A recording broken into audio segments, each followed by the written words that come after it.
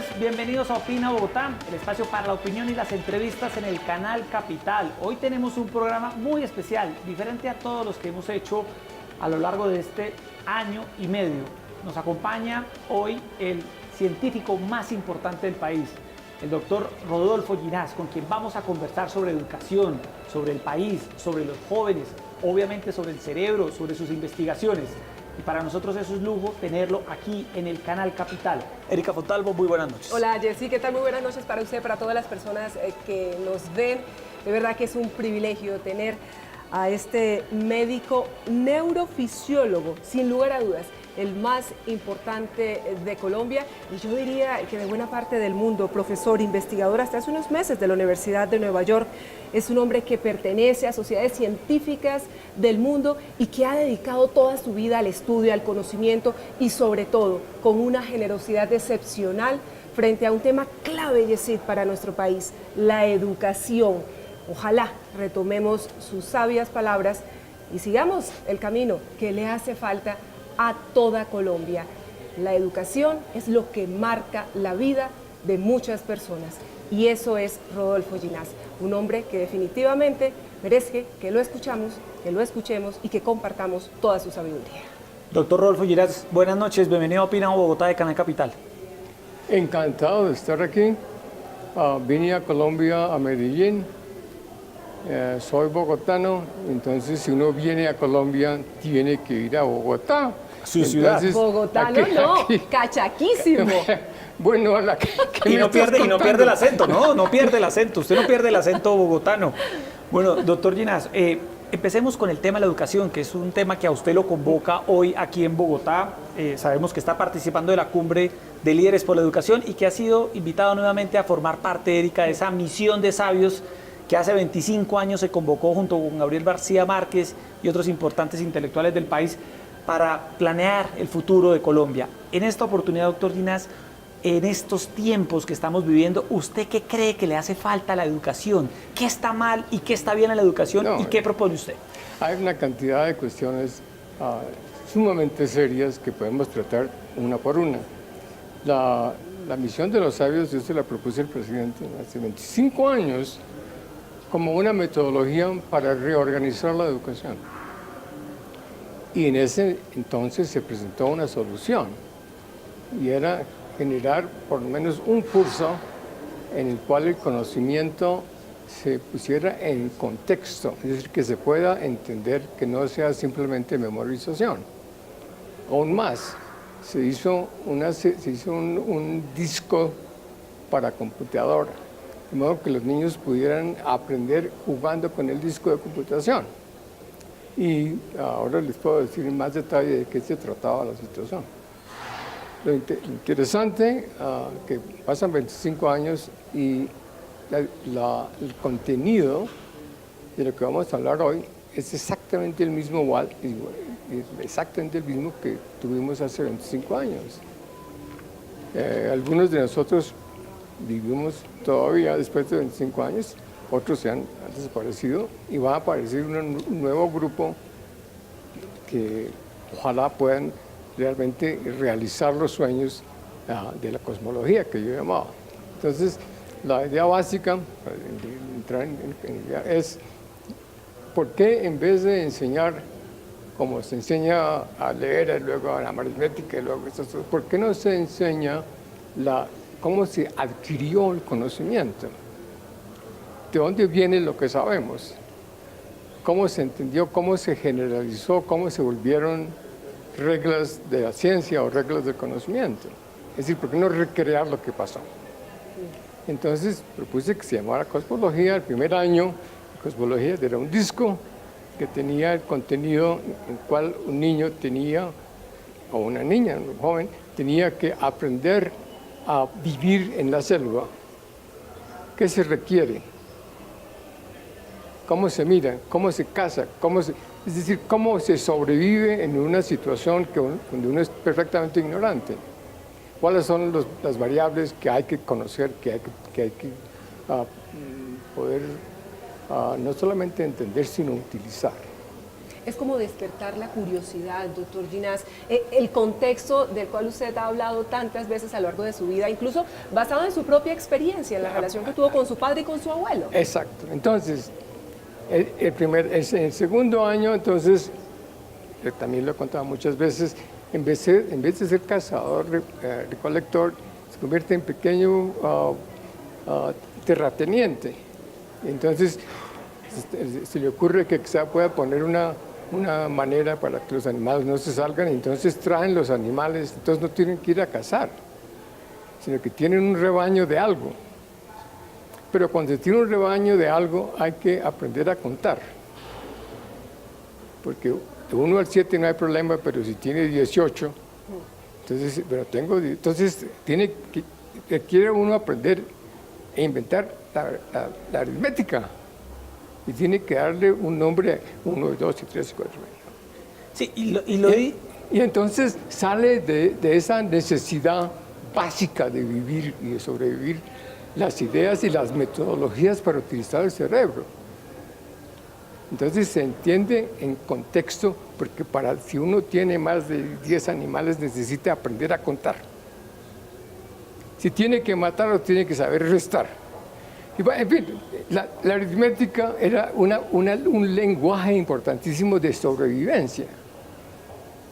Si en vez de tener que contar animales hay que contar otras cosas y hay que cambiar tanto por tanto, entonces se empieza a hacer de nuevo la multiplicación, la división. Entonces, que son cosas que salieron de las propiedades de la vida misma.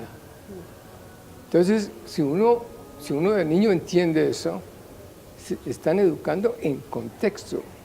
Y eso no se olvida.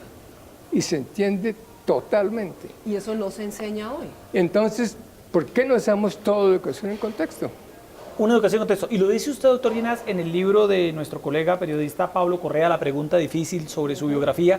En ese libro se señala que usted no era un estudiante sobresaliente, que a usted le parecían la mayoría de las clases aburridas e irrelevantes. Yo no era un estudiante sobresaliente, yo era el peor estudiante que había. Malo no, malísimo. Bueno, espantoso. Y usted decía que las clases le parecían aburridas, Erika, irrelevantes. Lo único que le gustaba, sí. El recreo. ¿Y saben qué le iba bien, paradójicamente? En religión. Porque todo lo que no cree, eso es. Entonces, pero la pregunta es, las mismas materias que usted vio en ese momento, pues las tenemos hoy en los programas y en los currículos académicos en Colombia. Esas materias que a usted le parecían irrelevantes y aburridas, ¿cuáles son las materias que hay que enseñar hoy? Mire, la situación es que si uno tiene que aprender a sumar para pasar, entonces ya pasé y no tengo que aprender, ya no tengo que sumar. Es decir, si el aprendizaje es un mecanismo para poder seguir en el colegio, entonces uno aprende para seguir en el colegio, pero no aprende para utilizarlo. Entonces no es propio, no es de uno, es para pasar. Por cumplir. Sí, no, siempre lo he dicho, inclusive pasaba en la escuela de medicina, que uno aprende anatomía, la pasa, entonces se da un baño y todas estas vainas se van, ¿no? Se van con el agua, ¿no? Ya pasé anatomía, pues no, ya pasé fisiología, o ya pasé cálculo, o ya pasé geografía, o lo que sea, inglés. Uno estudia para pasar. ¡Malo!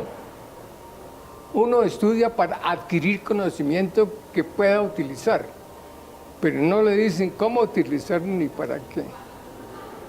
Es para pasar, como Radragas. No sé si ustedes conocen a Radragas. Es para pasar. Doctor Ginás, ¿cómo le cambia la vida a un niño? ¿Cómo le cambió la vida a usted, por ejemplo, con ese proceso de educar en contexto? ¿Cómo realmente puede enriquecerse la vida de mi hijo de 5 años, de mi hija de 9 años, si lo forman de una manera distinta? No para que pase una materia, otra materia y un año tras otro año. Pues hay muchas maneras. Una manera, pongamos, sería que cada niño o cada niña explicara cómo cree que es la situación. Pues yo lo que entiendo es que esto es para aprender a sumar para sumar plata. Que yo creo que estos son números que, en fin, se les da la ocasión de exponer su punto de vista. Y si uno expone el punto de vista de hoy y los demás, entonces se crea una situación realmente de aprendizaje. Y el maestro puede decir, sí, pues hagámoslo por aquí, hagámoslo por allá. Es decir, si se le da a la gente la posibilidad de utilizar y por lo tanto de adquirir y ser parte de uno el conocimiento, la situación es muy diferente. Es decir, el contexto. Si no sirve, ¿para qué sirve contar? Entonces aprende a contar. Quienes hacen este trabajo diario, doctor Ginás, son los maestros en Colombia, los profesores. ¿Usted qué consejo le da a todos esos profesores que lo están viendo a esta hora en Canal Capital para que la formación que ellos les den a los estudiantes sea más provechosa y sea más benéfica para los jóvenes? Lo primero que hay que decirles es que piden aumento. Que pidan aumento. Bueno, no, eso es un buen consejo. No, es que ¿cómo es posible que las personas que están encargadas de formarle a uno la vida, el cerebro, le paguen mal? ¿Cómo es posible que la educación tenga tan poco dinero en la estructura del gobierno? Es que el 1.2 del PIB. Pero sí tiene tanto dinero, porque es que desafortunadamente el conflicto de tantos años en nuestro país le robó mucho espacio y muchos recursos a lo que es verdaderamente importante, que es la educación, la formación de las generaciones. La educación no tiene suficiente dinero en Colombia. Hay que aumentarlo por lo menos 10 veces, por lo menos, desde el 0,1% al 2%, de 1000 veces. ¿Y por qué? ¿A qué atribuye usted que en Colombia no haya suficiente dinero para la educación, doctor Ginás? No hay suficiente dinero para la educación porque posiblemente no se le ha pedido al gobierno, no se ha puesto en contexto la importancia de que lo que están haciendo es invirtiendo en Colombia, pero no en la tierra, sino en la gente. ¿Y qué es lo más importante de Colombia? La gente. ¿Y qué es lo más importante de la gente? Que puedan utilizar su cerebro. Y para utilizar su cerebro, ¿qué requieren? Educación. No que sean bien educados, creo que la gente entiende, que sean instruidos de modo para poder utilizar su inteligencia, que es fantástica, con el cerebro con el cual uno nace. Es decir, debía ser quizá los puntos, si no el punto más importante de un país. El más importante. ¿Qué tan bien instruidos, qué tan inteligentes, qué tan representantes del género humano somos los colombianos?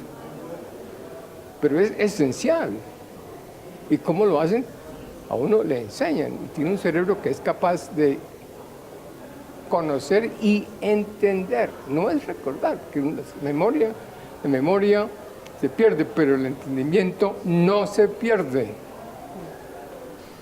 Esa es la diferencia enorme. Yo entiendo, no hay nada ya más que hacer, no se necesita una cantidad de cosas, uno entiende.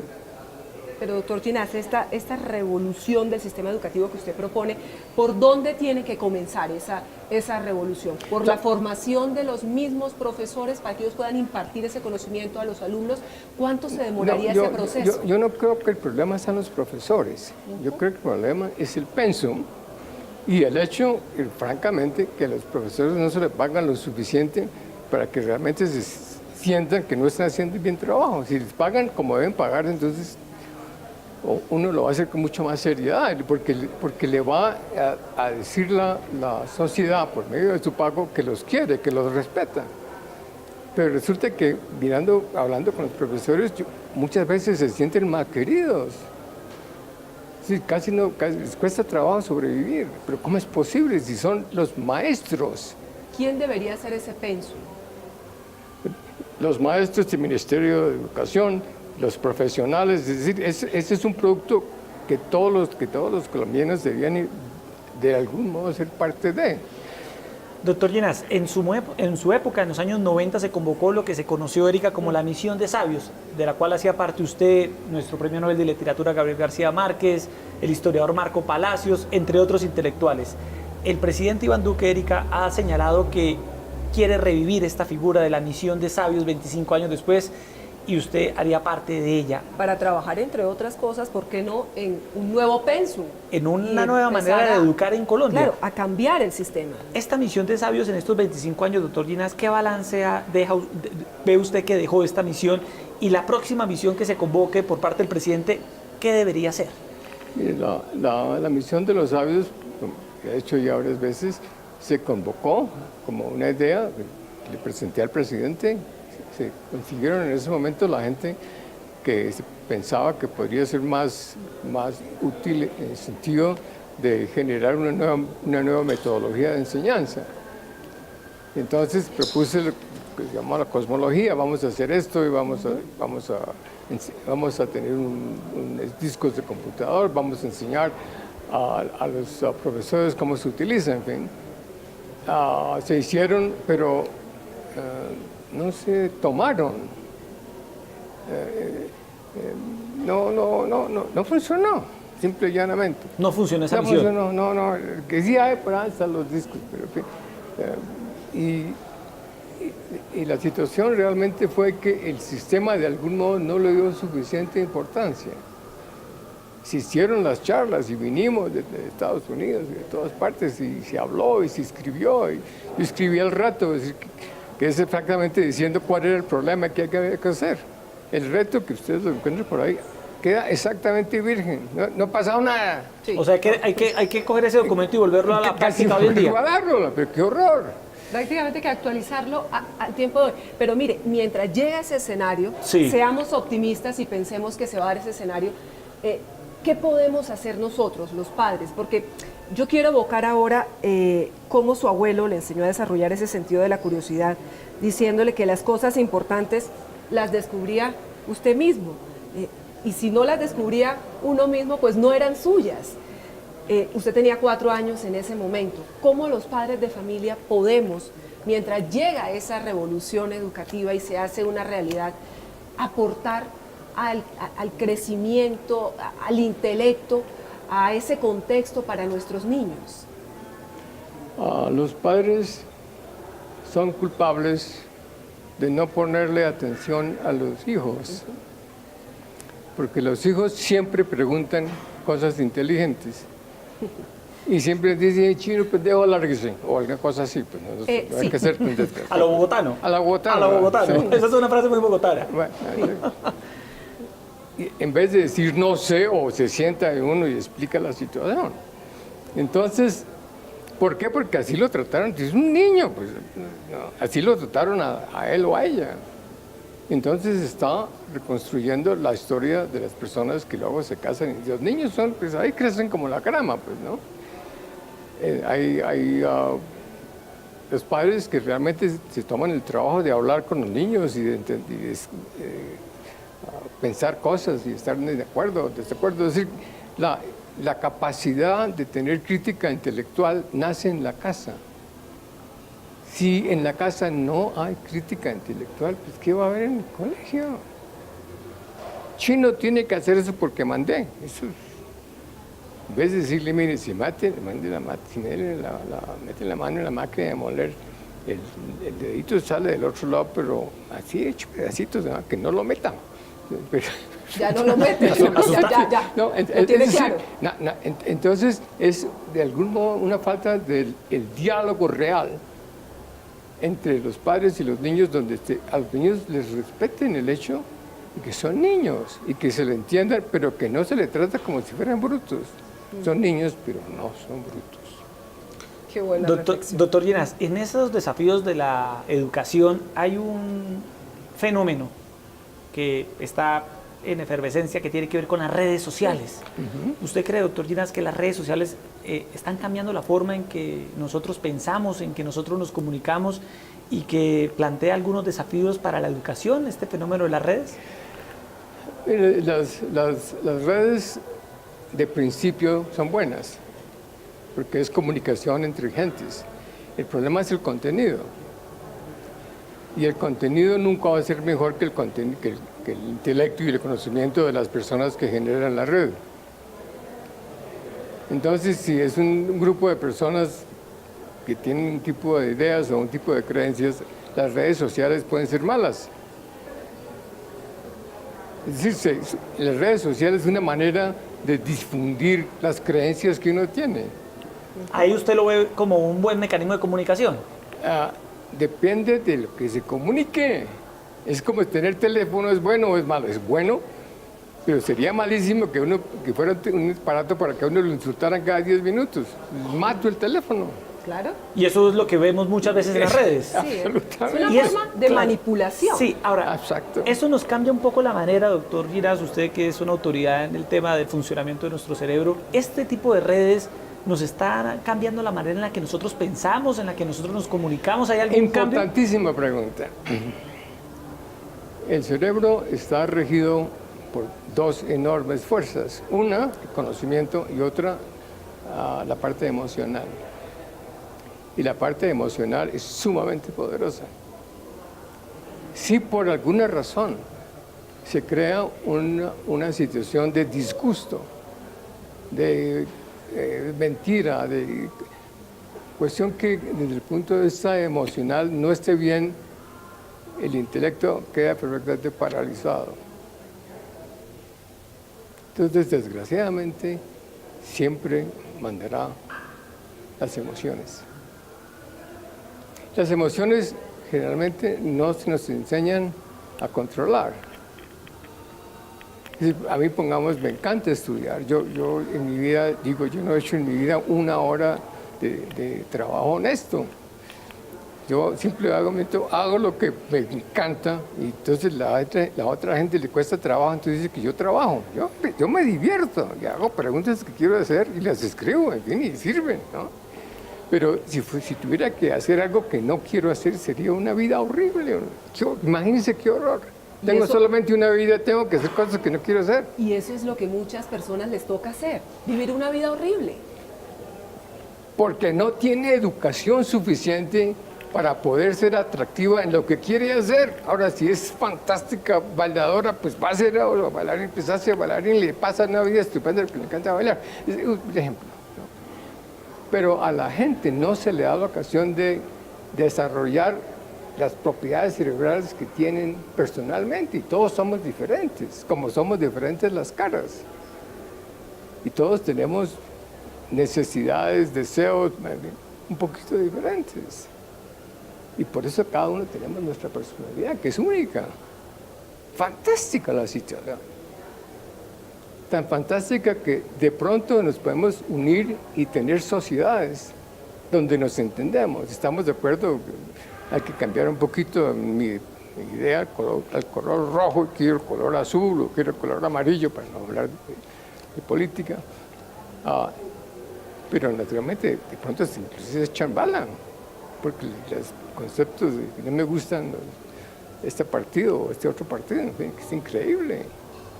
Porque son cosas que están ahí para el beneficio de Colombia, para el beneficio del país, y se convierten en beneficio personal. La política, que siempre es muy complicada, ¿no? Así es. Hemos hablado, doctor Ginás, de educación, de los desafíos, Erika, para las nuevas maneras de educar. Hablemos un poco de Colombia hoy. Sin duda alguna, el principal problema del país es la corrupción, doctor Ginás.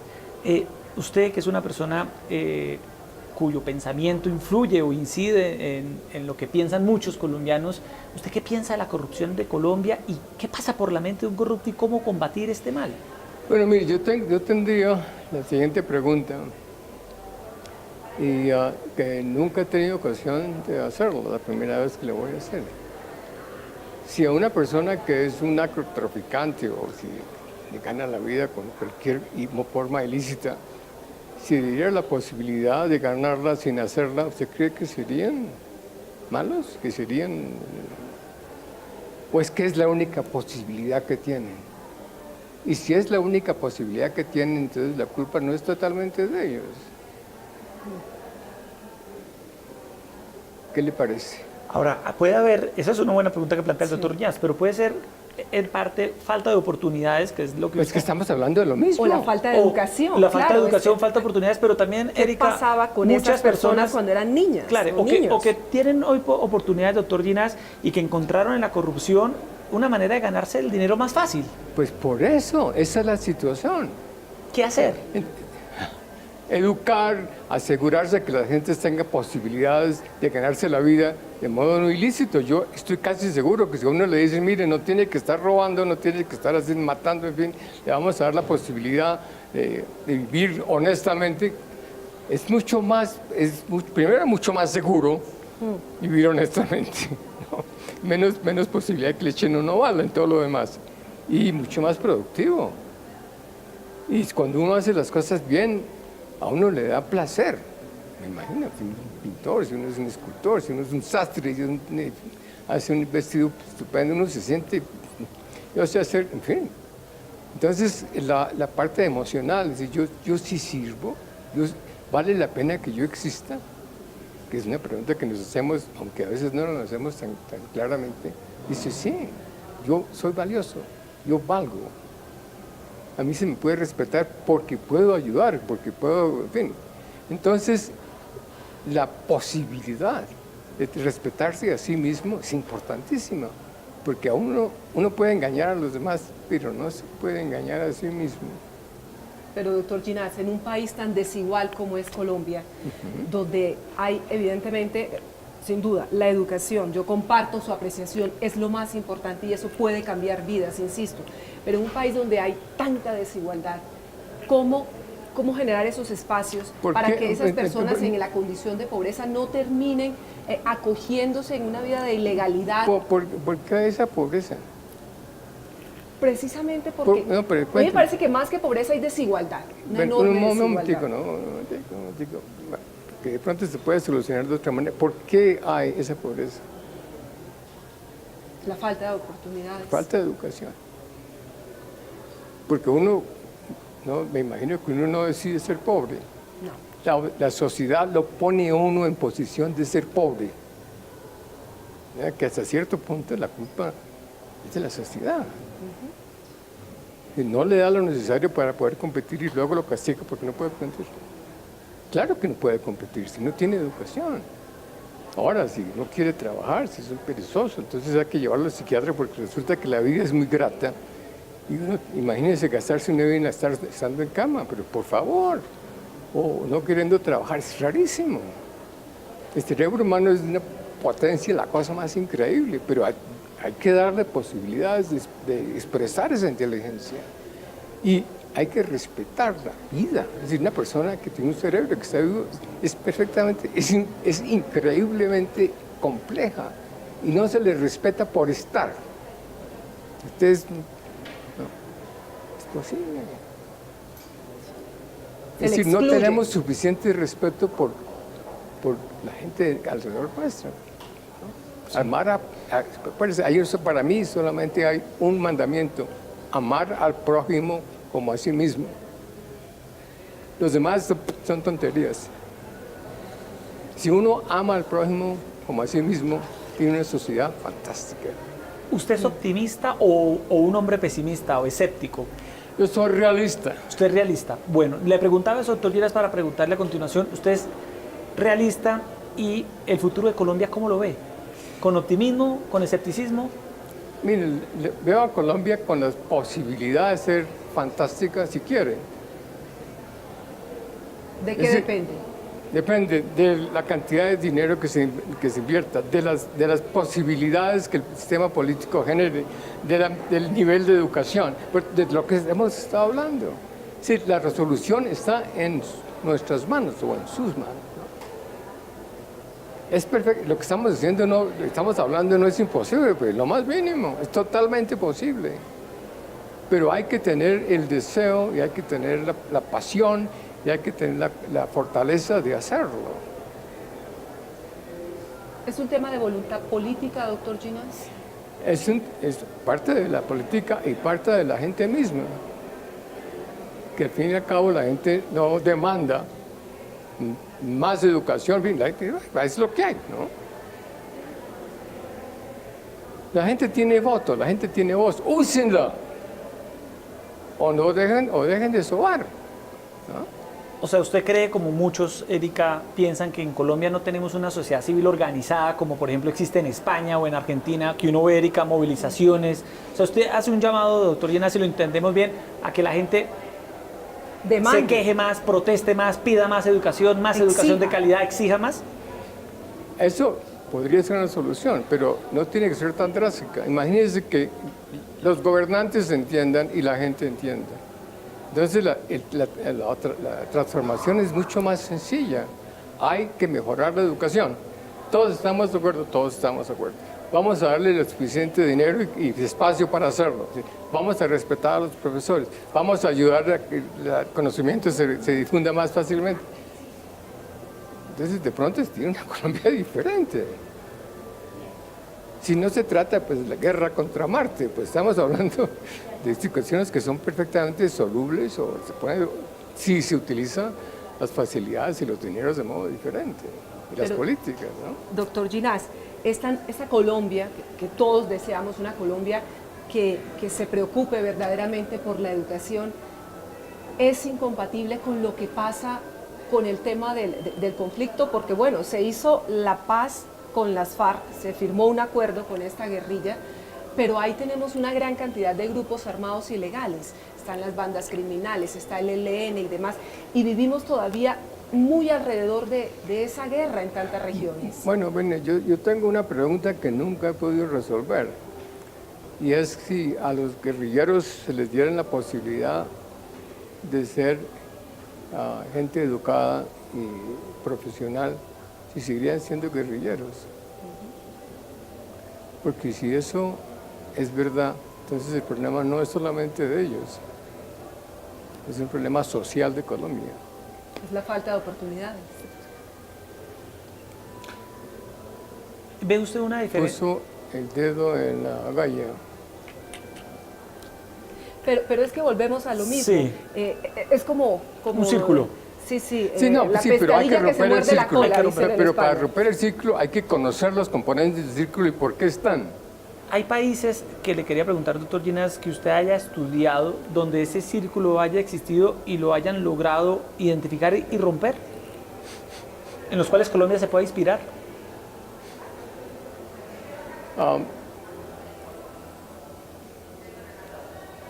Hay que decir cosas raras. Imagínense la diferencia de China antes del comunismo, cuando era una colonia inglesa comparada con la China de hoy. Y piense qué fue lo que pasó. No tengo que letrarle porque usted lo sabe. Cuando uno se respeta a sí mismo, respeta a su gente y ayuda a la gente, entonces se convierte en potencia. Se enseña, se le da oportunidades, se entiende que no viene papá a ayudarnos. Tenemos que hacerlo nosotros mismos. Y existe el talento, existe la educación, existe las cosas necesarias para hacerlo. Hay que hacerlo. Depende de cada uno. ¿Qué puedo hacer No, yo? depende de cada uno, pero depende de la sociedad, que la sociedad esté de acuerdo. Pero yo directamente, como ser individual, ¿qué puedo hacer para que luego aporte a la sociedad y así se vaya generando un efecto multiplicador? Si usted es un profesional serio, si usted hace su trabajo bien, si usted enseña a otra persona a hacer como usted, si usted cumple con las leyes sencillas y simples de la educación o de la estructura social, está haciendo lo que puede hacer. Si todo el mundo hiciera eso, Colombia sería totalmente diferente. Es que no se requiere milagros. Está en las manos de los colombianos tener una mejor Colombia. Sí. Doctor Ginás, ¿a usted nunca le interesó la política? No.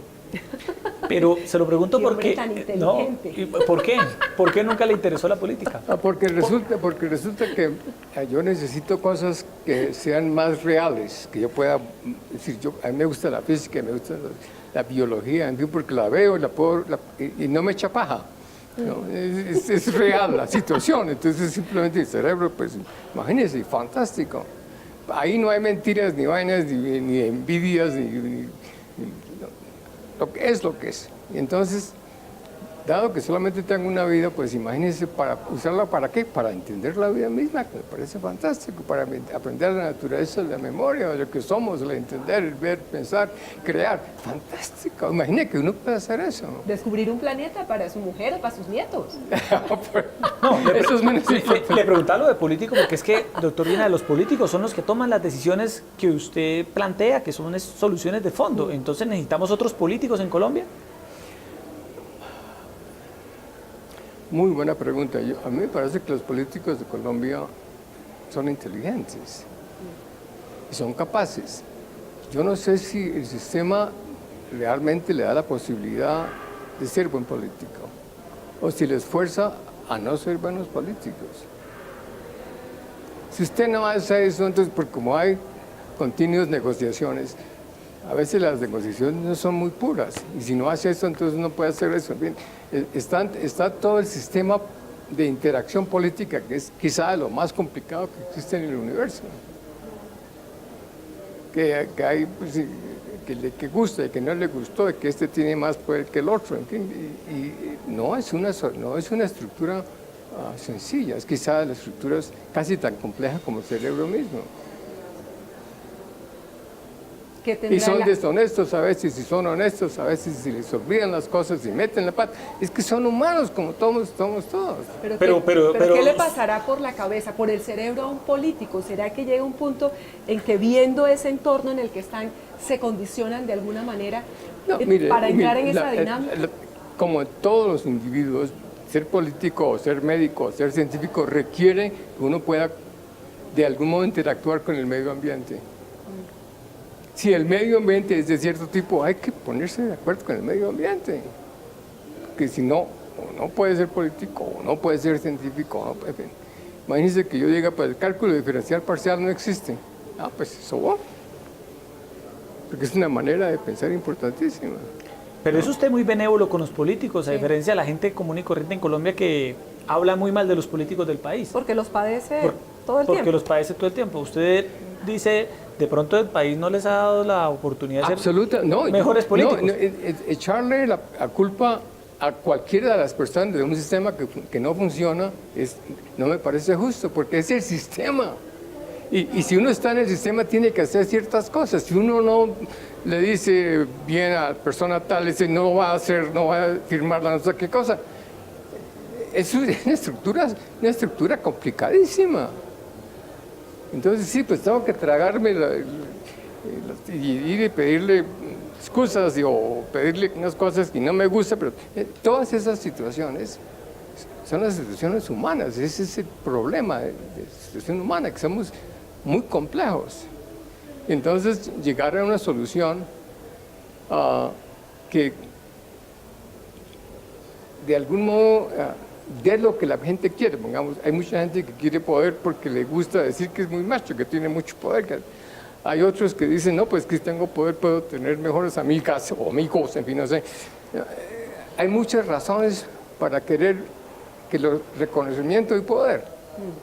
Porque al fin y al cabo, si uno dice yo soy machismo, pero nadie sabe, pues es gravísimo. Doctor Ginás, ¿por qué a veces nos cuesta tanto ponernos en los pies o en los zapatos de los demás? Porque a veces le quedan grandes o le quedan chiquitos. Sí, y nos falta solidaridad, y nos falta empatía, y nos falta entender al otro. Y somos egoístas, pues hablando de la clase dirigente o de la clase política, pero también le pasa a cualquier persona. Es que los políticos somos nosotros todos somos políticos. La política, que es la que tiene la relación nuestra con las demás personas de una sociedad, es absolutamente necesaria. Entonces hay personas que interactúan con otros por alguna razón que tiene que ver con lo que uno quiere. Hay personas que se comunican con otras personas porque quieren tener una influencia más grande de la que puede tener como un individuo solo. Entonces se juntan y forman un partido, se juntan, hacen un ministerio, en fin, se organizan de modo de tener más poder de lo que puede tener una persona. Se crean maquinarias intelectuales que se llaman políticas. Y ya en el día a día, frente a eso, se lo pregunto porque, por ejemplo, Colombia tiene ahora una realidad muy compleja y es el caso de los venezolanos. Aquí en Bogotá tenemos más de 300.000 ciudadanos venezolanos que han llegado en los últimos meses, más de 1 millón en el resto del país. Y hay mucha gente que tiene un discurso muy complejo, muy difícil frente a esa situación que nos está pasando por delante y que aparentemente no tiene una solución en el corto plazo. ¿Qué nos pone a prueba una situación de estas? No, pero esto no va a durar, por favor. Esto no es el problema de Colombia, es un problema transitorio, no hay que ponerlo fuera de contexto. De algún modo, Venezuela sigue existiendo como tierra y en algún momento se organiza políticamente y esa gente se va por su tierra. Eso no es el problema. El problema es que los colombianos que no se van para ninguna parte, porque no es su país. Ese es el problema. El problema es los colombianos, no son los venezolanos. Los venezolanos es una cosa que va y viene, pero nosotros hemos sido malos como por 500 años. Y mucho más. Doctor, Hay que buscar eso. Doctor Llenas, entramos en los ¿Dónde nos cablearon mal? entramos en los minutos finales de esta entrevista. Le queremos preguntar por dos temas finales. Uno, el tema de Bogotá. Usted es un cachaco, orgulloso de serlo. Me gusta el ajiaco. Se graduó en la Universidad Javeriana 1959. ¿Qué recuerda de esa ciudad y cómo ve a Bogotá hoy? No, mire, muchas cosas no han cambiado tanto. Otras han cambiado muchísimo, mucho más gente. Yo no tengo ocasión de viajar mucho en Colombia, en Bogotá, porque yo voy donde mis amigos, en mi casa, entonces son los mismos con las mismas, ¿no? Y entonces Bogotá, sí, pues ya los mismos y las mismas tienen hijos y tienen nietos, en fin, ya están por...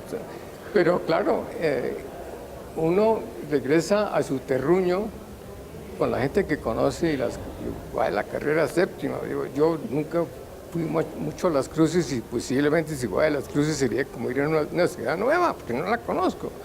Entonces todos vivimos en áreas, lo mismo pasa en Nueva York. Yo conozco el área mía de Nueva York y no más. Yo al West Side yo no voy ni de vainas, ¿por qué no? Entonces no ha cambiado tanto desde ese punto de vista. Y entonces llego a Bogotá y lo conozco y recuerdo, y es una ciudad para mí de un cariño fantástico.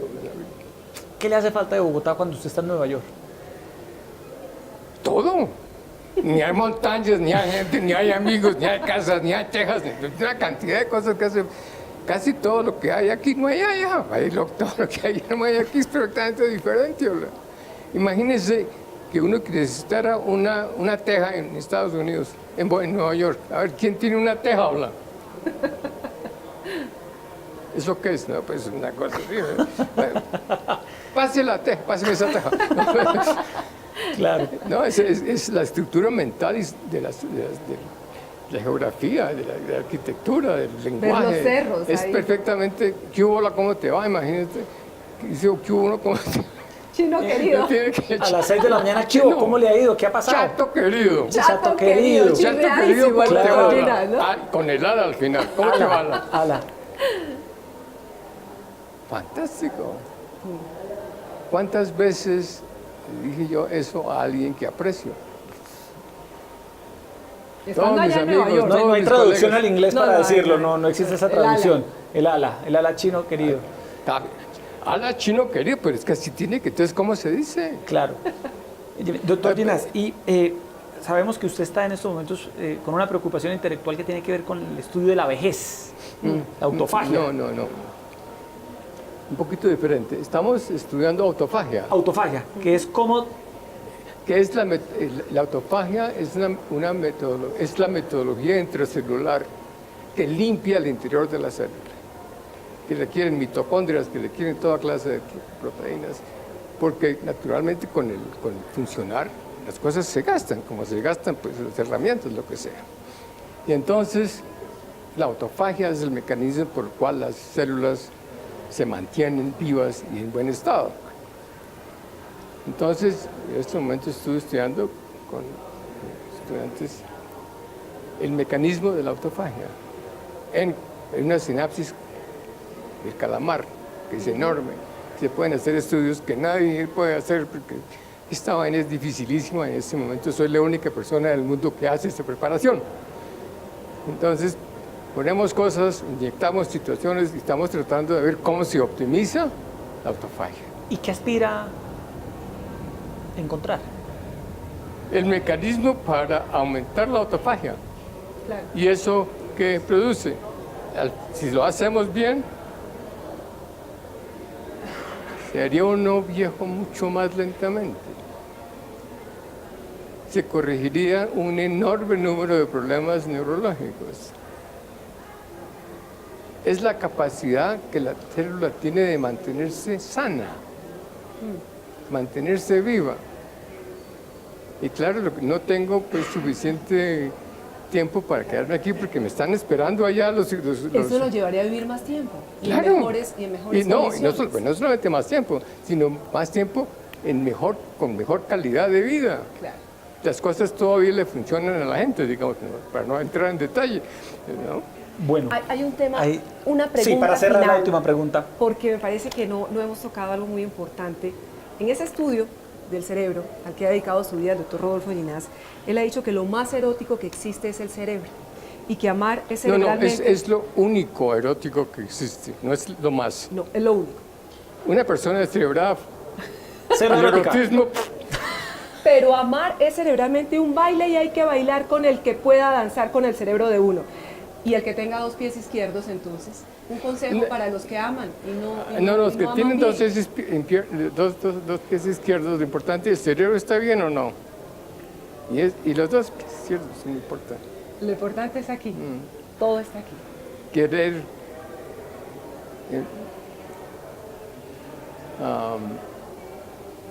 yo estoy casado hace muchos años, ¿Cuántos? 53 años. Filósofa australiana. Y idea, mi deseo de siempre es poder despertarme y besar a mi señora. Lo demás son tonterías. ¿Eso basta? Para la vida, eso basta. Y algún día ojalá que no pase. No, pues, la capacidad que uno tiene de querer, de sentirse querido, es de una importancia fenomenal, pero brutal, pero tiene que ser totalmente honesto. Y la única manera es que uno esté enamorado toda la vida de la persona con la cual se casó. Bueno. Y es facilísimo. El beso. Bueno, pero es necesario. Si uno, estamos metiéndonos en áreas muy complejas. No, claro, el tema se va, estamos tratando de entender todo, doctor Ginás. También hay que aprender a amar. Eso a Sí, veces sí. no lo sabemos. Doctor Ginás, muchas gracias por estar esta noche con nosotros en Opina Bogotá de Canal Capital. Lo esperamos de regreso siempre en su ciudad, aquí en Bogotá. Muchas gracias. Encantado. Y a todos Muchas ustedes, gracias. como siempre, muchas gracias por estar con nosotros esta noche y nos vemos mañana, 8:30 de la noche, para hablar de otro tema de interés para Bogotá y el país. Muy buenas noches. Muchas gracias.